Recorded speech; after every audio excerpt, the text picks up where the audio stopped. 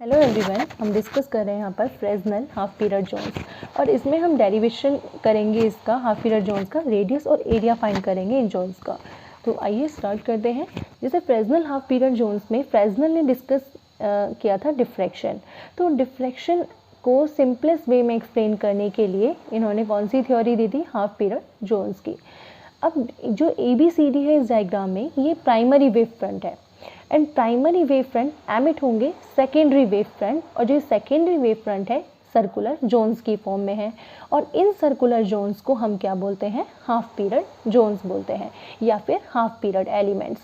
अब एक first circle, second zone, third circle मतलब थर्ड जोन। अब इन वेव फ्रंट को हमने डिवाइड करना है लार्जर नंबर ऑफ जोन्स में, मीन्स स्मॉल एरिया के अंदर, जिसे हम बोलेंगे एलिमेंट्स। अब यहाँ इस पॉइंट से, अब मान लीजिए बाहर से कोई सोर्स था, एक्सटेंडेड सोर्स से रे ऑफ लाइट एमिट करेगी, तो primary wave front end primary wave front से सेकेंडरी वेवलेट्स। अब जो लाइट आएगी वो आपके पास इस प्लेन ऑफ पेपर के क्या होगी? परपेंडिकुलर होगी, मीन्स O2P। इस P पर आपको एक्सटर्नल पॉइंट P पर रिजल्टेंट इफेक्ट देखना है वेव फ्रंट का। तो इन सेकेंडरी वेवलेट्स का P पॉइंट पर जब आप रिजल्टेंट इफेक्ट नोट करेंगे, तो फ्रेस्नेल ने एक अजम्पशन दी थी कि जो हर एक वेव फ्रंट है, मतलब सेकेंडरी वेवलेट्स जो है, सेकेंडरी वेवलेट्स के हर एक पॉइंट पर क्या होती हैं? वेव एमिट करती हैं। तो इसका हमें क्या देखना है? कंबाइंड इफेक्ट किस पे नोट करना है? पॉइंट P पर। तो हमें पॉइंट P पर इन सभी जोन्स का इफेक्ट नोट करना है। तो फ्रेस्नेल ने इन सभी वेव फ्रंट को किस में डिवाइड कर दिया? हाफ पीरियड जोन्स में। तो इसलिए हम इसे क्या बोलते हैं? Fresnel zones. अब O से P तक का जो डिस्टेंस है वो B है। फर्स्ट सर्कल में जो O पॉइंट से लेके यहाँ तक, that is radius OM1। Second circle की रेडियस OM2, थर्ड सर्कल की radius OM3।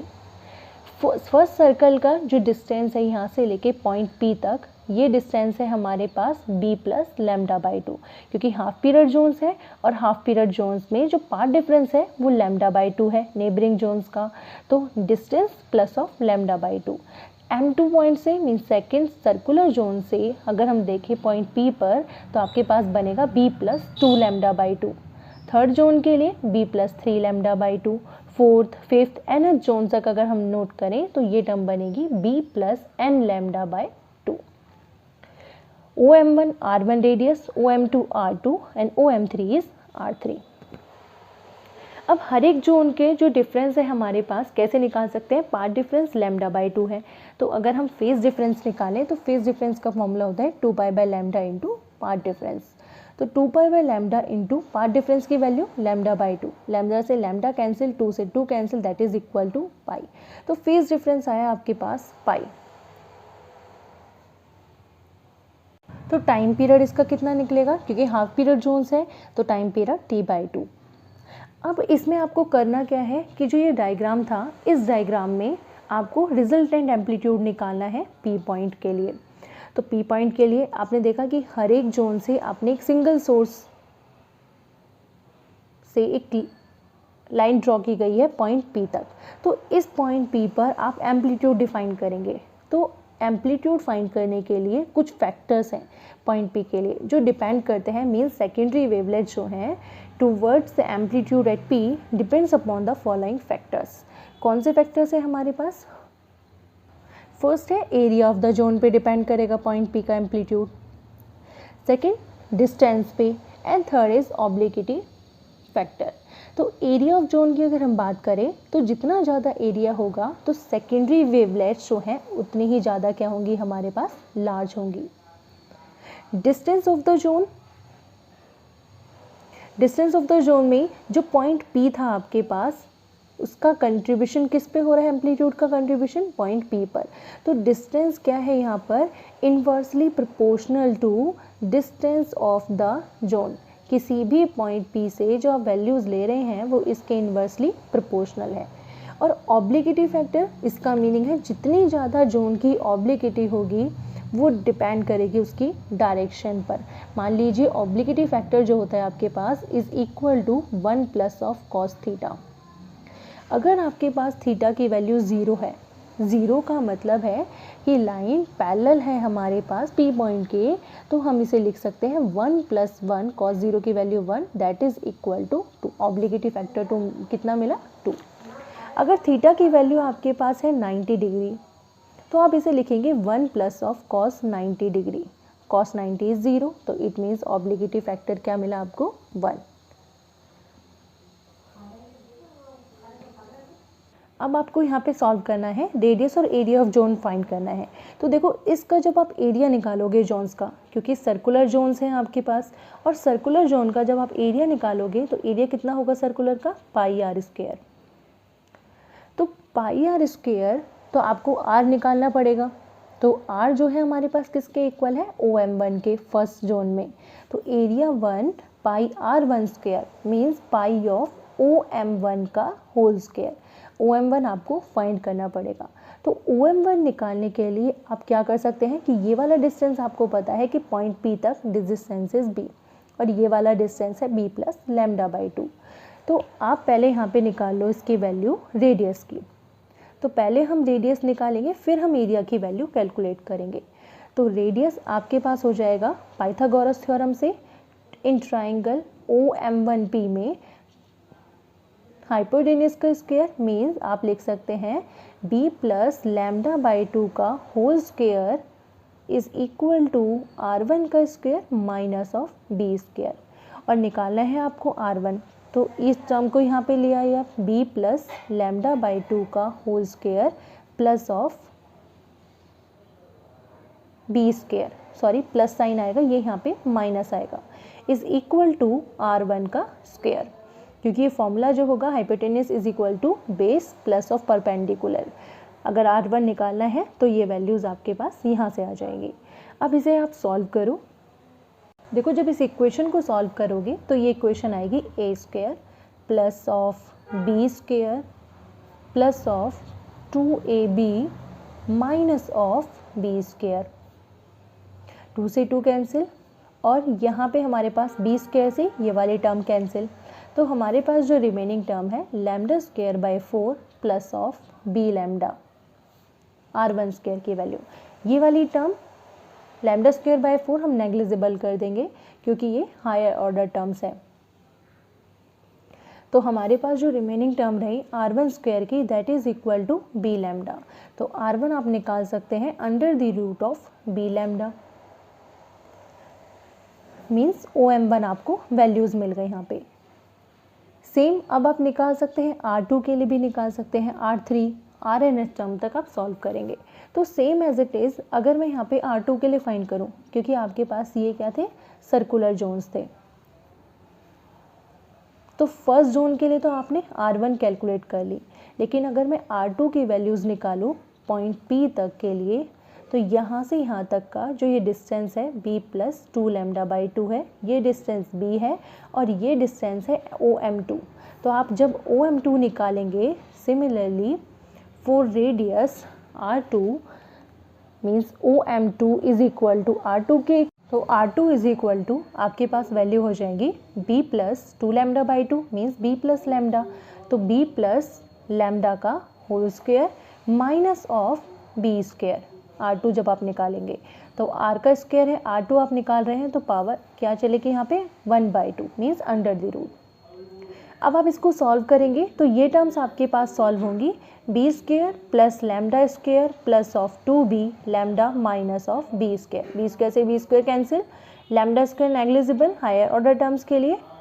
Remaining term OM2 की वैल्यू जो रेडियस है किसके इक्वल आई 2B λ के अंडर द रूट ऑफ। अब आप देख सकते हैं कि अगर OM1 under the root of B² है और OM2 की value under the root of 2B λ, तो आप OM3 निकाल सकते हैं, मीन्स R3 की वैल्यू निकाल सकते हो under the root of 3B λ। Same as it is OM4 की वैल्यू मीन्स R4 की value 4B λ and so on.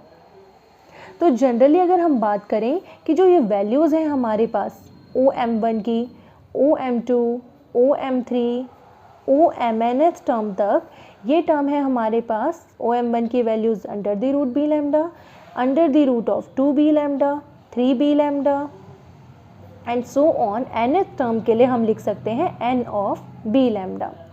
Means अब हमारे पास जो रेडियस आई है nth हाफ पीरियड जोन के लिए OMN की values under the root of NB lambda है। अब हमारे पास रेडियस फाइंड हो चुकी है। अब हम सिंपली यहाँ पे एरिया फाइंड कर सकते हैं फर्स्ट हाफ पीरियड जोन्स के लिए। तो अगर फर्स्ट हाफ पीरियड जोन के लिए हम एरिया फाइंड कर रहे हैं तो area of first half period zone HPZ से डिनोट किया है मैंने, that is equal to A1 is equal to, क्योंकि सर्कुलर जोन है फॉर्मूला होगा पाई आर स्क्वायर। तो अगर हम फर्स्ट के लिए निकाल रहे हैं फर्स्ट सर्कुलर जोन में तो पाई R1 का स्क्वायर, और R1 की वैल्यूज अभी आपने सॉल्व की under the root of B lambda.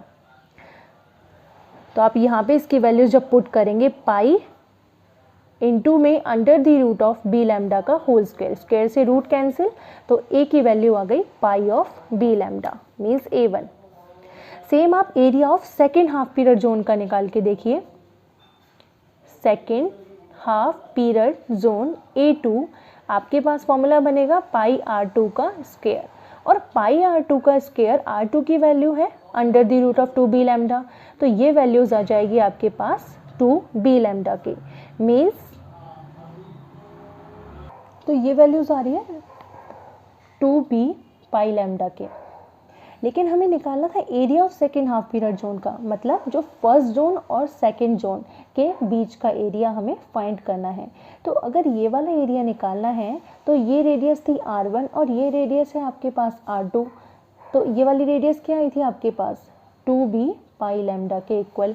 तो क्या इन दोनों में से आप ये वाली टर्म माइनस कर सकते हैं? आप एरिया जो निकाल रहे हैं सेकेंड हाफ पीरियड जोन का, इस टर्म को लिख सकते हो A2 is equal to pi OM2 का स्क्वायर माइनस ऑफ OM1 का स्क्वायर, मीन्स पाई R2 का स्क्वायर माइनस ऑफ R1 का स्क्वायर, क्योंकि इन दोनों के मिड का एरिया आपको निकालना है, कंप्लीट R2 नहीं फाइंड करना आपको, मिड का एरिया फर्स्ट जोन और सेकंड जोन के बीच में जो एरिया है।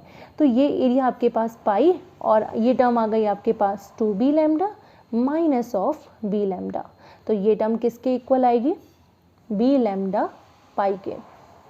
इट मीन्स अगर आप थर्ड के लिए भी निकालेंगे एरिया ऑफ थर्ड जोन के लिए तो वो टर्म्स क्या आएंगी पाई ऑफ R3 का स्क्वायर माइनस ऑफ R2 का स्क्वायर, तो ये टर्म भी आपके पास पाई B लैम्डा के इक्वल होगी। तो मीन्स इसका मतलब क्या है कि एरिया जो है ईच हाफ पीरियड जोन का किसके इक्वल है पाई B लैम्डा के। एरिया सब जगह सेम आ रहा है आपके पास A1 का, A2 का और A3 का, तो आप लिख सकते हैं each half period zone area is equal to pi of B lambda के इक्वल है। तो इस इक्वेशन से तो आपको क्लियर हो गया कि एरिया जो है पाई B लैम्डा के इक्वल, लेकिन आपको OMN इस वाली इक्वेशन से ये क्लियर हुआ था कि जो रेडियाई थी हमारे पास हाफ पीरियड जोन के लिए वो किसके प्रोपोर्शनल है स्क्वायर रूट के, और स्क्वायर रूट में किसके नेचुरल नंबर्स के, square root of natural number. तो area of each half period zone सभी के लिए सेम रहेगा, मीन्स पाई B लैम्डा के इक्वल, और रेडियस की वैल्यू आपके पास सबके लिए डिफरेंट होगी हर एक जोन के लिए under the root of n। तो आप यहाँ से कह सकते हैं कि जितना ज़्यादा एरिया होगा हमारे पास, एरिया लार्ज होगा तो वैल्यू जो मिलेगी हमें B और लैम्डा की वो भी लार्ज होगी, क्योंकि रेडियस की वैल्यूज थी under the root of NB lambda, means radius भी वेवलेंथ पे डिपेंड कर रही है आपके पास और एरिया भी वेवलेंथ पे डिपेंड कर रहा है। अगर एरिया लार्ज है तो डिस्टेंस मीन्स B भी इंक्रीज़ होगा और वेवलेंथ भी आपके पास इंक्रीज़ होगी, ये भी लार्ज होगी।